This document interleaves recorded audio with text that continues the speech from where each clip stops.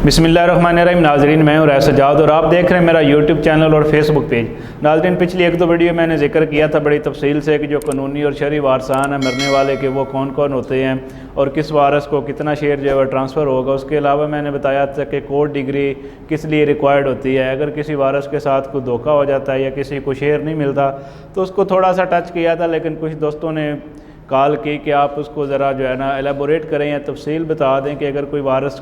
जो है कानूनी व शरई है उसे विरासत में हिस्सा नहीं मिलता तो वो क्या रेमडी अवेल करेगा, उसके पास जो है वो क्या तरीक़ाकार है अपना हिस्सा वापस लेने का। सबसे पहले तो जो मरने वाले हैं या उसके जो बाकी बच जाते हैं कानूनी व शरई वारसान, उनको चाहिए कि इंसाफ के साथ करें और जो गवाहान होते हैं उनको भी यही कोशिश करनी चाहिए कि इंसाफ करें, क्योंकि उनकी गवाही के बगैर तो इंतकाल या बाकी जो चीज़ें फर्दर ट्रांसफ़र होती हैं वो हो नहीं सकती।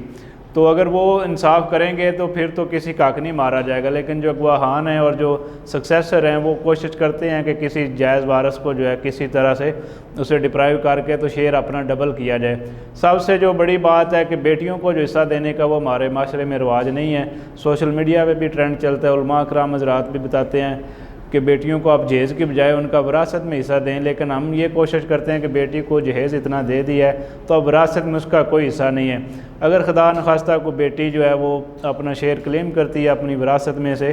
तो फिर वो सारी उम्र के लिए अपने जो मेके हैं उनको खो बैठती है। मेके में उसकी कोई इज़्ज़त नहीं रहती, ना ही वो फिर वापस उसे मेके वाले जो हैं वो एक्सेप्ट करते हैं। तो जो ज़माना कदीम था उसमें भी यही होता था कि जो बेटी को शेयर है नहीं दिया जाता था। हालांकि अब मॉडर्न दौर आ गया, लेकिन आज भी वो जो पुरानी रस्में हैं वो ही चलती हैं। पहले तो ये होता था जी कि जब किसी मरने वाले का इंतकाल होता था तो नंबरदार को साथ लेके जाते थे, क्योंकि नंबरदार की गवाही होती है। आज भी कुछ जगह पे चलती है, लेकिन उस वक्त नंबरदार के बगैर गांव में कुछ भी नहीं होता था। तो नंबरदार साहब जाके गवाही देते थे कि जो बाबा है मरने वाला इसकी तो बेटी थी नहीं, अगर कोई बेटी थी तो जो वो बचपन में ही फौत हो गई थी। इस तरह जो भाई हैं वो सारा जो हिस्सा है वो ख्याल लेते थे जायदाद का, और बहनों को वो जो है वो मुर्दा शो करके सारा हिस्सा अपने नाम लगवा लेते थे। अब थोड़ा सा मॉडर्न ट्रेंड आया, लोगों में अवेयरनेस आई, लोगों ने उस पर अपने जो शेयर हैं क्लेम किए, क्योंकि अल्लाह रब्बुल इज़्ज़त ने भी उन्हें शेयर दिए हैं कुरान पाक में, सूरत निसा में और बाकी सूरतों में भी ज़िक्र आया कि कौन जो कानूनी व शरई वारसान है, बेटी का कितना हिस्सा उसे क्या मिलेगा, वो सारी चीज़ें उसमें मौजूद हैं। और कानून भी यही कहता है कि जो मरने वाले के बेटियां या बेटे हैं या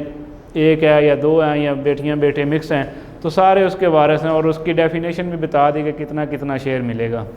लेकिन होता ये है जी कि पहले कस्टमरी लॉ में ये था कि जी दादे का जो विरासत है वो पोते को नहीं जाएगी, क्योंकि अगर एक बंदे की शादी हुई है, शादी होने के बाद उसकी औलाद है और अभी वालिद फौत नहीं हुआ तो जो है ना वो बेटा फौत हो जाता है, तो होता ये था कि जी पोता फिर वो दादे की विरासत से महरूम हो जाता था, उसको हिस्सा नहीं मिलता था। लेकिन सक्सेशन एक्ट 1925 जो आया उसका जो सेक्शन 4 है उसमें बड़ा क्लैरिटी के साथ लिखा गया कि जो पोता है उसे उतना ही शेयर मिलेगा जिस तरह अगर उसका वालिद ज़िंदा होता तो उसने अपने वालिद की जायदाद से हिस्सा लेना था। ये भी इशू जो है वो रिज़ॉल्व हो गया इसके बाद। अच्छा, अब तफसीलन बात करते हैं जी कि अगर किसी के साथ फ्रॉड हो जाता है तो वो क्या करेगा। उसके पास दो फॉर्म है जी, अगर तो वो इंतकाल हुआ है, रजिस्टर्ड सेल डीड है, ट्रांसफ़र लेटर है, बाकी सारी चीज़ें हैं, तो उसके पास दो ऑप्शन बचते हैं। अगर इंतकाल और रजिस्टर्ड सेल डीड है तो वो जो एसी साहब हैं असिस्टेंट कमिश्नर उसके पास एप्लीकेशन देगा और उसके साथ डॉक्यूमेंट लगाएगा कि मैं इस मरने वाले का वारिस हूँ, मेरा इसके साथ ये रिश्ता था, ये इस प्रॉपर्टी का मालिक था और फ़लाँ इंतकाल या सेल डीड के ज़रिए जो है बाकी वारसान ने हिस्सा ले लिया और मुझे इससे महरूम कर दिया गया। अगर कोई अलाटमेंट वाला इशू है तो फिर वो सोसाइटी के ऑफिस में फ़ाइल मुकम्मल लेके जाएगा तो एज़ इट इज़ उसे चैलेंज करेगा। तो सबसे जो आसान और जल्दी वाला तरीका है वो सिविल कोर्ट वाला तरीका है कि कोई भी जो वारिस है अगर वो अक्सर जायदाद से महरूम हो जाता है तो वो सिविल कोर्ट में जाके सूट फाइल करेगा, उसमें फ्रॉड के एलिमेंट जो भी उसके साथ कारगुजारी है वो सारा कुछ लिखेगा,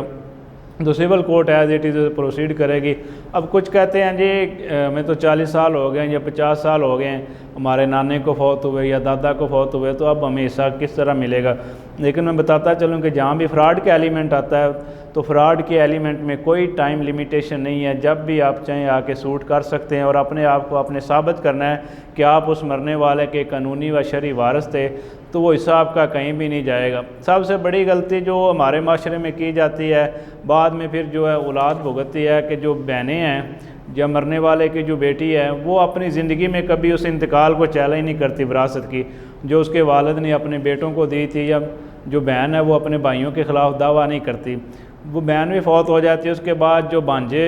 और मामू का उनका तल्लक चलता है, लेकिन वो तल्लक इतना अच्छा नहीं रहता, या खाला के साथ भांजों का तल्लक नहीं रहता, तो फिर उन्हें एट दी एंड आके दावा करना पड़ता है कि जी जो हमारी वालदा थी वो इस प्रॉपर्टी की मालिक थी, वो भी मरने वाले की बेटी थी, हमें भी हिस्सा दिलवाया जाए। लेकिन उनका वो दावा कमज़ोर पड़ जाता है कि मरने वाली जो है आपकी वालदा थी वो उस इंतकाल के बाद 10 साल ज़िंदा रही, 20 साल रही, उसने अपनी ज़िंदगी में कभी चैलेंज नहीं किया, कभी ऐसी कोई एप्लीकेशन नहीं दी, ना सिविल कोर्ट में कभी चैलेंज किया कि मुझे इसका शेयर मिलना चाहिए, तो अब आप उसके कोई हकदार नहीं है। तो इसलिए चाहिए कि अगर आपने वो शेयर अपना क्लेम करना है तो जो उसका पहला रिश्तेदार है, मसलन मरने वाले की बेटी है, तो वो अपनी ज़िंदगी में चैलेंज करे। चैलेंज करने के चाहे अगले दिन ही वो फौत हो जाए, लेकिन वो समझा जाएगा कि उसने चैलेंज किया अपनी ज़िंदगी में, और उसका जो दावा है वो बड़ा जो है मजबूत होगा, और एट दी एंड उसके जो बेटियाँ हैं वो लीगल एयर उसके आगे इम्प्लीड हो जाएंगे, उनको वो शेयर ज़रूर ट्रांसफ़र होगा।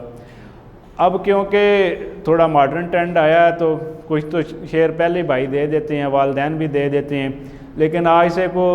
30-40 साल पहले चले जाएं तो जो माइयाँ हैं, आज से 30-40 साल पहले चले जाएं तो जो बेटियां थी उनको शेयर ना मिलता था, और वो अगर शेयर लेना चाहती थी तो कभी वो प्रूव ही नहीं कर सकती थी कि मरने वाले की बेटी हैं। सबसे जो बड़ा उन्हें होता था निकाहनामे में, क्योंकि वल्दियत लिखी जाती है, उसके बाद फिर ज़ौजियत आती है, तो वल्दियत के लिए आपको निकाहनामा चाहिए, तो निकाहनामा भी पहले नहीं होता था क्योंकि शरीयती निकाह होते थे,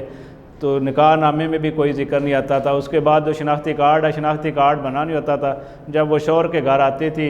जब वोट के लिए कोई ज़रूरत पड़ी तो नंबरदार साहब ने कहा ये शनाख्ती कार्ड बनवा लो, कल को ज़रूरत पड़नी है, वोट डलवाना है, तो उसमें भी उसके शौहर का नाम लिखा जाता है, वालिद का नाम नहीं लिखा जाता। यूनियन कौंसिल में पहले एंट्री नहीं होती थी, तो उनके लिए बड़ा मसला बनता था कि अब वो अपने आप को जो मरने वाला बाबा है उसकी बेटी किस तरह साबित करें।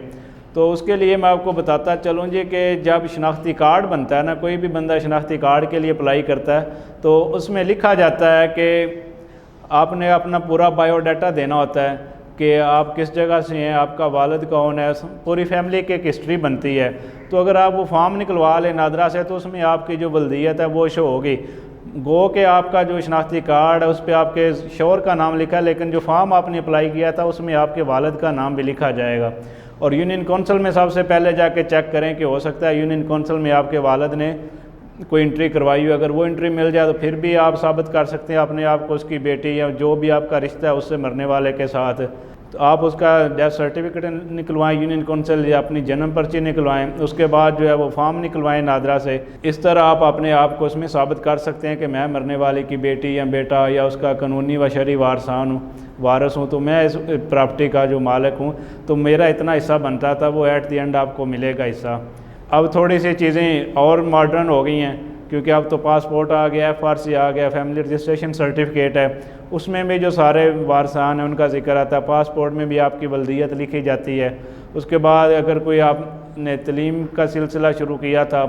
जब आपने स्कूल में एडमिशन लिया था, तो तब भी आपके वालिद का नाम वहाँ लिखा होगा, एग्जिस्ट कर रहा होगा। आप वो स्कूल का सर्टिफिकेट निकलवा लें या कोई मैट्रिक या FA जो भी आपकी सनद है वो निकलवा लें, तो आप इससे मरने वाले के साथ अपना रिश्ता जोड़ के अपना कानूनी व शरई जो हिस्सा है वो ले सकते हैं। लेकिन मैं बार बार ये रिक्वेस्ट कर रहा हूँ कि अगर किसी बहन ने, बेटी ने या किसी वारिस ने हिस्सा लेना है, किसी से साथ फ्रॉड हुआ है, आए रोज़ फ्रॉड होते हैं जायदाद के मामले पे, तो उसे चाहिए कि वो मरवत में ना रहे बल्कि वो अपनी ज़िंदगी में चैलेंज करके जाए। अगर वो ज़िंदगी में चैलेंज नहीं करेगा तो फिर उसका केस जो है, जो उसके बाद में औलाद है या सक्सेसर हैं, वो बड़ा कमज़ोर पड़ जाएगा, उन्हें उस तरह वो शेयर नहीं मिलेगा और हो सकता है उनका केस वो खारिज हो जाए और एट द एंड उनके कोई भी हाथ ना आए। तो अगर आपने वो अपना हिस्सा क्लेम करना है तो आप इस तरह डॉक्यूमेंट इकट्ठे करके ये साबित करेंगे कि ये मरने वाले की प्रॉपर्टी है, ये इतने उसके वारिस थे, मुझे इससे महरूम किया गया है। आपने अगर उससे साबित कर दिया तो वो प्रॉपर्टी आपकी है, जितना आपका शरई और कानूनी शेयर है वो आपको मिल के रहेगा। आज के लिए इतनी। अगर वीडियो पसंद आए तो इसको लाइक और सब्सक्राइब लाजमी कीजिएगा और कमेंट सेशन में अपने कमेंट्स से ज़रूर आगाह कीजिएगा। अल्लाह हाफ़िज़।